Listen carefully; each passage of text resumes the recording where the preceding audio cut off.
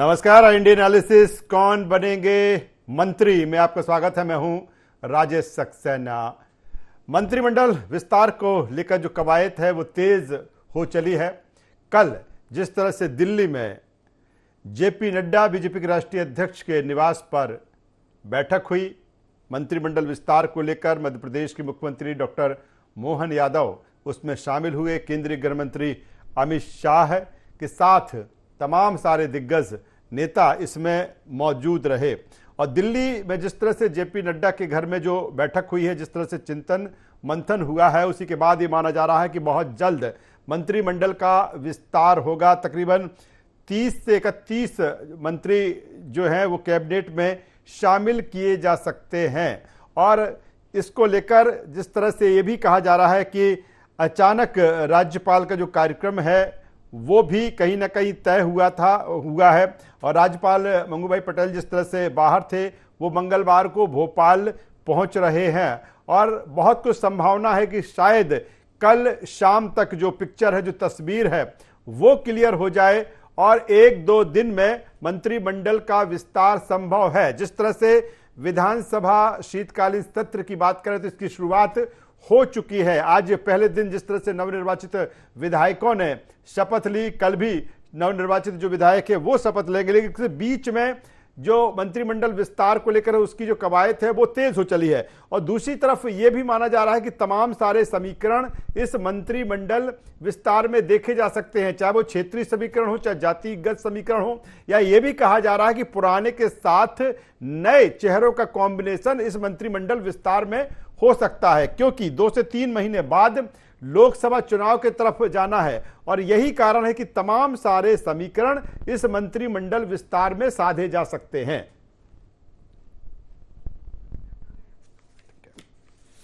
तो किसी भी समय अब मंत्रिमंडल का जो विस्तार है, डॉक्टर मोहन यादव कैबिनेट का जो विस्तार है, किसी भी समय हो सकता है। दिल्ली में जिस तरह से बैठक हुई, चिंतन मंथन हुआ जेपी नड्डा के साथ, राष्ट्रीय अध्यक्ष जेपी नड्डा के साथ केंद्रीय गृह मंत्री अमित शाह, मध्य प्रदेश के मुख्यमंत्री डॉक्टर मोहन यादव, इसके अलावा दोनों डिप्टी सीएम राजेंद्र शुक्ला और जगदीश देवड़ा वो भी इस बैठक में मौजूद रहे। कैलाश विजयवर्गीय भी वहां पर पहुंचे थे, वीडी शर्मा भी वहां पर थे। और इस मंत्रिमंडल विस्तार को लेकर तमाम सारी चर्चा हुई है। और अलग अलग अंचल की बात करें, अलग अलग अंचल में जिस तरह से तमाम सारे नामों की चर्चा है, यह भी कहा जा रहा है कि कैलाश विजयवर्गीय, प्रहलाद पटेल, राकेश सिंह और ऋति पाठक का नाम तय माना जा रहा है। सिंधिया गुट से गोविंद सिंह राजपूत, तुलसी सिलावट, प्रद्युम्न सिंह तोमर को जगह मिल सकती है। विंध्य से दिवराज सिंह कुंवर टेकाम, बुंदेलखंड की अगर हम बात करें तो ललिता यादव, प्रदीप लारिया, ब्रजेंद्र प्रताप सिंह, हरिशंकर खटीक और गोपाल भार्गव को मंत्री बनाया जा सकता है। तो जो मंत्रिमंडल का विस्तार है वो किसी भी समय हो सकता है। इसी पे चर्चा करेंगे, बातचीत करेंगे। सीधे पहले पैनल के पास में चलते हैं, परिचय कराएंगे, फिर इस चर्चा को हम आगे बढ़ाएंगे। 3 मेहमान इस चर्चा में हमारे साथ में जुड़ रहे हैं। हमारे साथ में हैं वरिष्ठ पत्रकार रमेश शर्मा जी। रमेश जी, स्वागत करता हूं आपका। हमारे साथ में है वंदना Tripathi ji, media panelist, Bharatiya Janata party. वंदना जी, आपका स्वागत है। साथ ही अमित तावरे जी भी हमारे साथ जुड़ रहे हैं, प्रवक्ता मध्य प्रदेश कांग्रेस। अमित जी, आपका भी स्वागत करता हूं। सीधे मैं रमेश शर्मा साहब के पास में आता हूं। रमेश जी, जिस तरह से अब ये माना जा रहा है कि किसी भी समय मंत्रिमंडल का विस्तार हो सकता है, क्योंकि जिस तरह से दिल्ली में बैठक हुई, सर क्या माना जाए कि 1-2 दिन में ये संभव है कि जो नया मंत्रिमंडल है, जो उसका विस्तार है, वो सामने दिखे? निश्चित रूप से जो आप कह रहे हैं, नाम संभवतः फाइनल हो गए हैं दिल्ली में जी। और बहुत संभव है कि कल दोपहर तक अगर कुछ नाम हमारे सामने आ जाएं या दोपहर तक ये तारीख तय हो जाए कि फला मंत्रिमंडल लेने वाले हैं। कुल मिलाकर के मुझे लग रहा है कि कल दोपहर तक नहीं हुआ तो कल शाम तक लगभग ये तय हो जाएगा। क्योंकि मोटे तौर पर भाजपा ने जो अभी पॉलिसी घोषित की थी उसमें उन्होंने कहा था कि हर संसदीय क्षेत्र से हमको एक व्यक्ति लेना जी।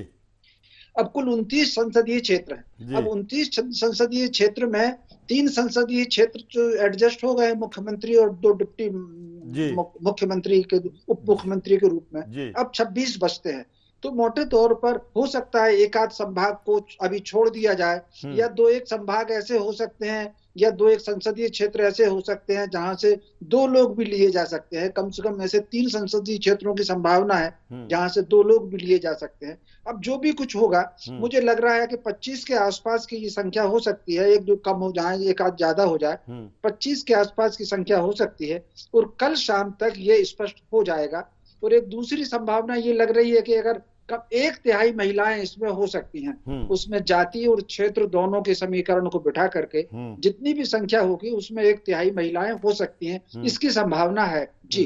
चलिए, मैं दोबारा रमेश जी आपके पास में आऊंगा, वंदना त्रिपाठी जी के पास में आ जाता हूं। वंदना जी, क्या कहेंगी कि जिस तरह से मंत्रिमंडल विस्तार को लेकर अभी कहा जा रहा है कि जो कवायद है वो तेज हो चुकी है, दिल्ली में भी इसको लेकर बैठक हो चुकी है, किस तरह का मंत्रिमंडल होगा? हालांकि आप ये कह सकते हैं कि जो शीर्ष नेतृत्व है, जो केंद्रीय नेतृत्व है, वो सब कुछ तय करता है, लेकिन मैं आपसे समझना चाहता हूं कि क्या किस तरह के समीकरण आप समझ पा रही हैं? बीजेपी में रहते हुए आप मीडिया पैनलिस्ट हैं और कुछ चीजें आपके पास भी आती होंगी, किस तरह का कॉम्बिनेशन दिख सकता है इस मंत्रिमंडल में?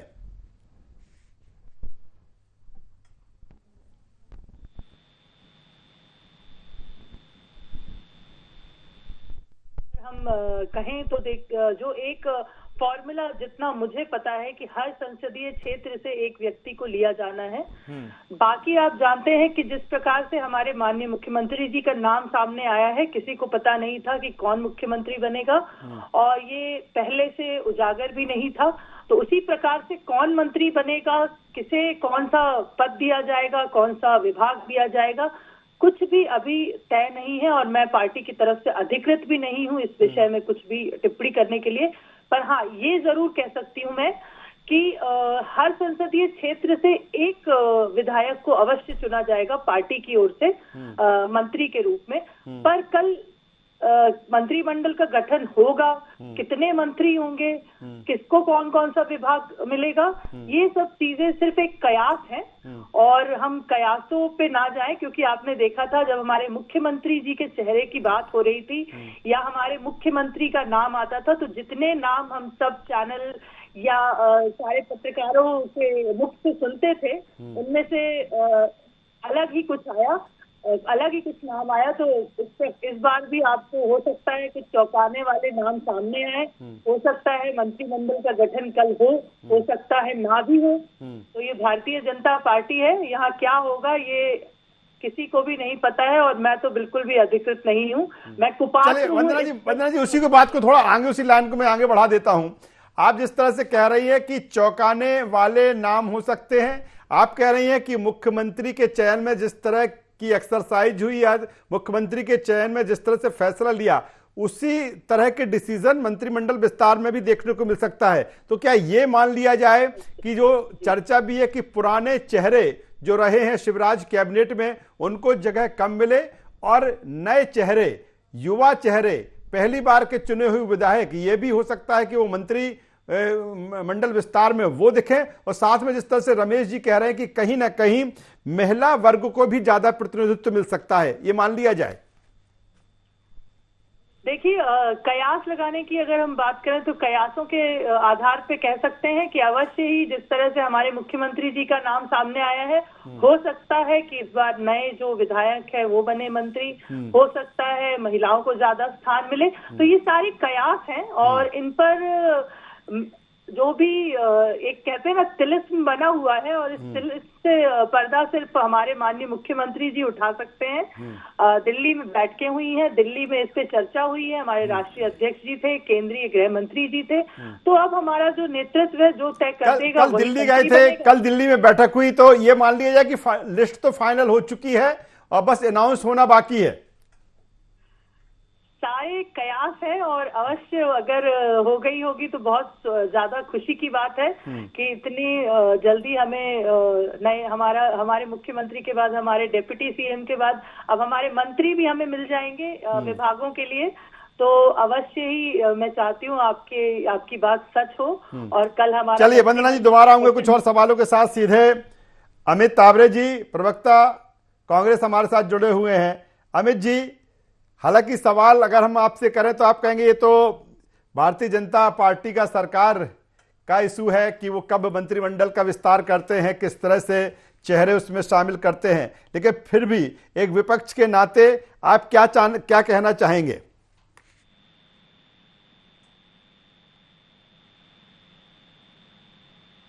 अमित तामरी जी, आप सुन पा रहे हैं अमित जी हमें? हाँ राजेश जी, आपको बात आ रही है? जी आ रही है। मेरा सवाल सीधा सा है कि मैं फिर वही कहूंगा कि जिस तरह से मंत्रिमंडल विस्तार को लेकर अभी माना जा रहा है कि जो कवायद है वो तेज हो चली है, किसी भी समय मंत्रिमंडल का विस्तार हो सकता है, तमाम तरीके के समीकरण उसमें साधे जा सकते हैं। हालांकि आपने भी कहीं ना कहीं एक्सरसाइज शुरू कर दी है। जिस तरह से भारतीय जनता पार्टी ने जिस फार्मूले के साथ मुख्यमंत्री का चयन किया, चाहे वो छत्तीसगढ़ का हो, मध्य प्रदेश का हो, राजस्थान का हो, कुछ मुझे लगता है कि बदलाव की स्थिति में आप कांग्रेस भी दिखी है, आपके सामने भी अब नए चेहरे आपकी पार्टी में आ चुके हैं। क्या कहेंगे मंत्रिमंडल विस्तार को लेकर? सबसे पहले कमेंट्स आपको चाहूंगा मैं।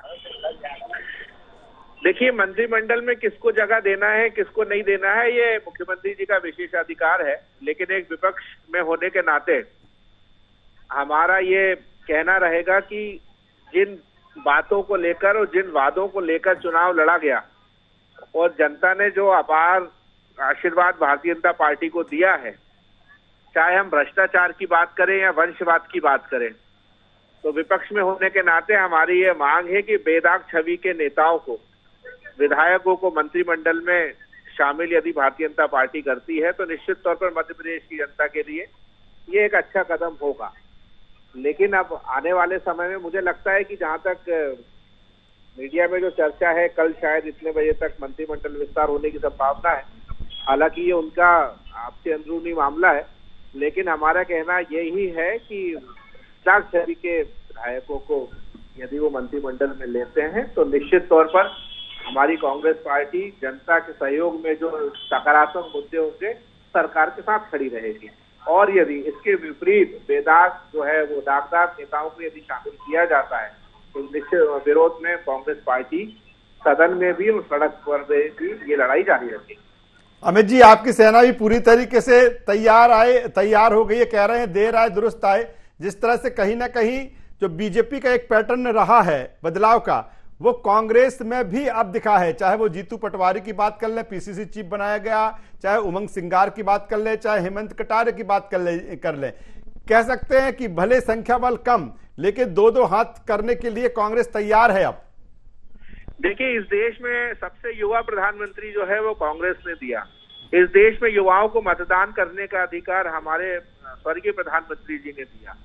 और यदि हम बात करें, कांग्रेस पार्टी 135 साल से ज्यादा पुरानी पार्टी है और भारतीय जनता पार्टी जो है वो लगभग 30-40 साल पुरानी पार्टी है।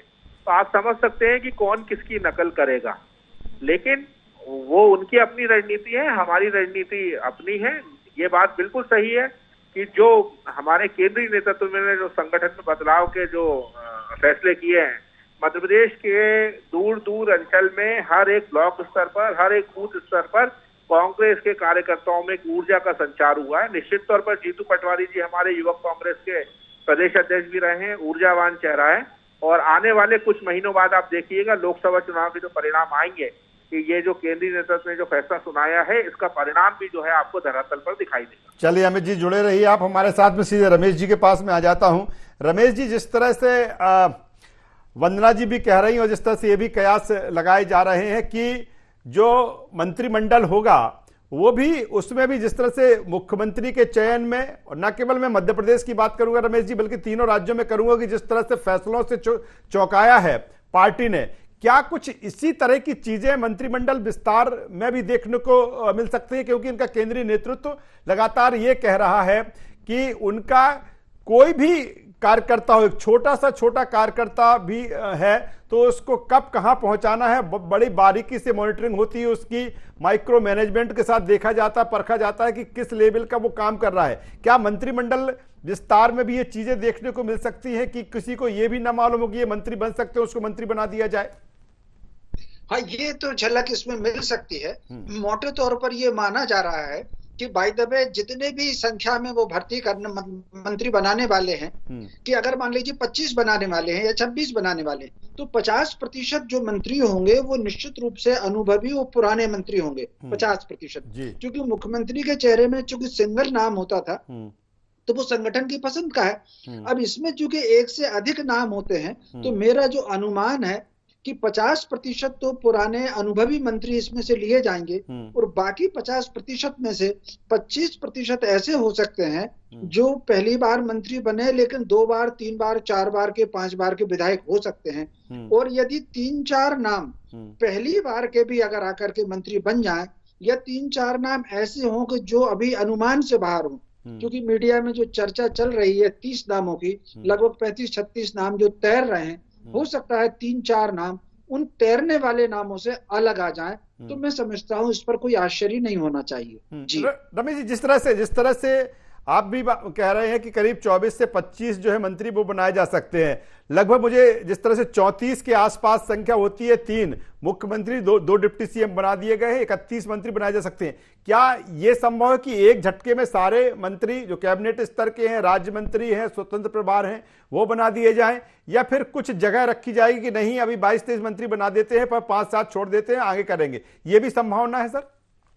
निश्चित रूप से ये दोनों संभावना है। देखिए, वो चाहे तो पूरे बना सकते हैं, लेकिन आम तौर पर जिस तरीके से राजनीति या रणनीति बनाई जाती है, क्योंकि लोकसभा चुनाव आ रहे हैं, तो लोकसभा चुनाव में कई बार कुछ विधायकों का परफॉर्मेंस भी देखा जाएगा। तो मुझे जो मेरा अपना अनुमान है कि सारी सीटें नहीं भरी जाएंगी, कुछ सीटें खाली रखी जाएंगी, भले ही चाहे वो 1 खाली रखी जाए या 10 खाली रखी जाए, लेकिन कुछ सीटें जरूर खाली रखी जाएंगी, ताकि आने वाले समय में कुछ विधायकों का परफॉर्मेंस देख करके लोकसभा चुनाव तक, क्योंकि मोटे तौर पर इस समय आप देखिए 2 चीज परीक्षा उनको लेना है। जिस तरीके से उनका वो जो रथ अभी चल रहा है, प्रधानमंत्री का संकल्प यात्रा जो चल रही है, तो संकल्प यात्रा में किस विधायक के क्षेत्र में कैसा रिस्पांस आ रहा है, ये कम से कम 1 महीने में देखा जाएगा। लोकसभा चुनाव में 1 महीने में देखा जाएगा। मुझे लग रहा है कुछ स्थान खाली रखे जाएंगे और इस संकल्प यात्रा के परिणाम और लोकसभा चुनाव के परिणाम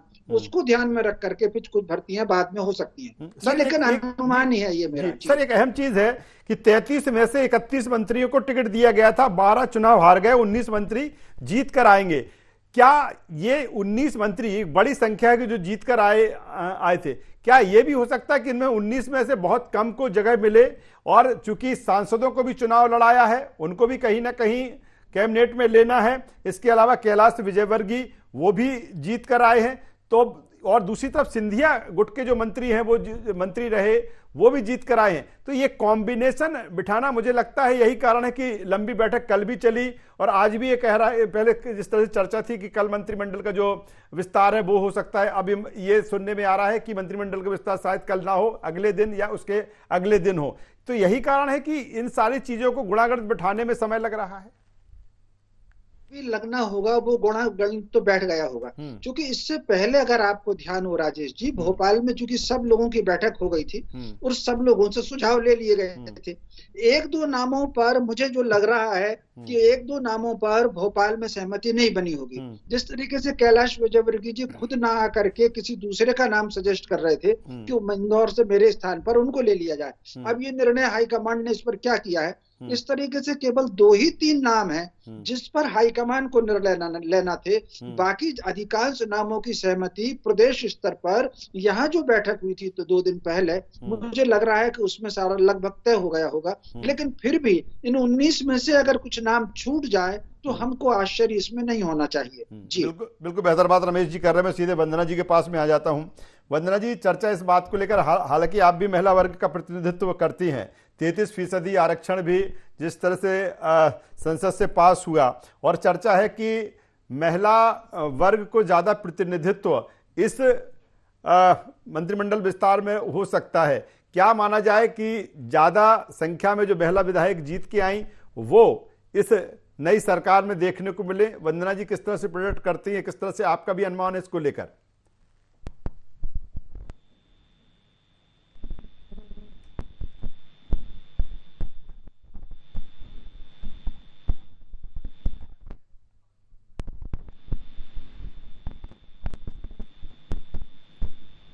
चलिए, वंदना जी की जो आवाज़ है वो बेहतर तरीके से कम्युनिकेशन नहीं हो पा रहा है। मैं सीधे अमित जी के पास में आता हूं। अमित जी, जिस तरह से, ठीक है, एक तरफ मंत्रिमंडल विस्तार की जो कवायद है वो तेज है, दूसरी तरफ कांग्रेस कहीं ना कहीं नई ऊर्जा और उत्साह के साथ आगे बढ़ रही है। क्या माना जाए कि कहीं ना कहीं यहां से अब जैसे ही आपकी नई ये टीम तैयार होती है, अगला जो लक्ष्य है वो लोकसभा चुनाव है और उसी की तरफ कांग्रेस आगे बढ़ेगी? नहीं, देखिए निश्चित तौर पर, क्योंकि मध्य प्रदेश अभी जो है वो सामान्य स्थितियों में नहीं है जी। आज की मेरी जानकारी के अनुसार पिछली सरकार की 36 योजनाओं को मुख्यमंत्री मोहन यादव जी ने उसके क्रियान्वयन पे उसकी राशि पर रोक लगा दी है और मध्य प्रदेश की जो है कर्ज की सीमा भी अब कुछ हजार करोड़ ही शेष बची है। तो आप समझिए मध्य प्रदेश जो है वो वित्तीय स्थिति एकदम भयंकर तरीके से गड़बड़ा चुकी है। अब ऐसे में मोहन यादव जी आए हैं, वित्त मंत्री कौन बनता है, कैसे वो प्रबंधन करते हैं सारी चीजों का, ये सारी चुनौतियां सामने हैं। पूर्व मुख्यमंत्री शिवराज सिंह चौहान साहब ने कहा था कि हम हर साल 1 लाख नौकरियां देंगे, उसका क्या होगा? तो ऐसे बहुत सारे मुद्दे जो हैं वो नए मुख्यमंत्री उनके मंत्रिमंडल के सामने होगा।